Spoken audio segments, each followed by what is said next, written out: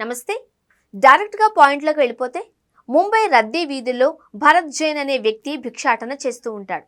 ఈ క్రమంలో ఈ భిక్షాటన ద్వారా ఊహించని అదృష్టాన్ని సంపాదించుకున్నాడు.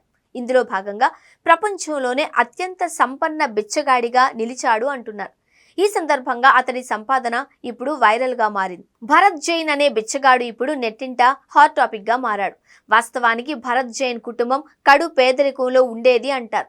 ప్రాథమిక అవసరాలకు వారి వద్ద తగినంత డబ్బు లేని పరిస్థితి అని చెబుతున్నారు. దీంతో భరత్ స్కూలుకు వెళ్లే అవకాశం రాలేదు. ఈ నేపథ్యంలో సుమారు 40 ఏళ్లుగా భరత్ జైన్ తన ప్రధాన ఆదాయ వనరుగా యాచించడంపై ఆధారపడ్డాడు. ఈ క్రమంలో రోజు సుమారు 10 నుంచి 12 గంటలు విరామం లేకుండా పనిచేస్తాడు అని చెబుతున్నారు.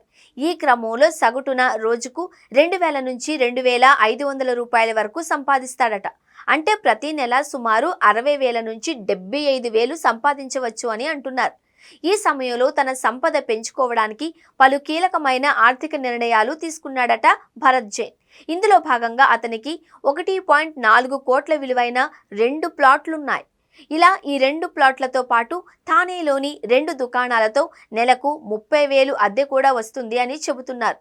ఇక భరత్ జైన్ కు 2 కుమారులుండగా వారిద్దరూ ఓ ప్రసిద్ధ కాన్వెంట్ లో చదువుతున్నారు. మరోపక్క జైన్ కుటుంబం స్టేషనరీ వ్యాపారం చేస్తున్నారు. అయినప్పటికీ కుటుంబ సభ్యుల విన్నపాన్ని మన్నించకుండా జైన్ భిక్షాటన చేస్తూనే ఉన్నాడు. దీనిపై స్పందిస్తూ తాను భిక్షాటన చేయడాన్ని ఆనందిస్తాను అని, దాన్ని వదులుకోవడం తనకు ఏమాత్రం ఇష్టం లేదు అని అంటుంటాడట.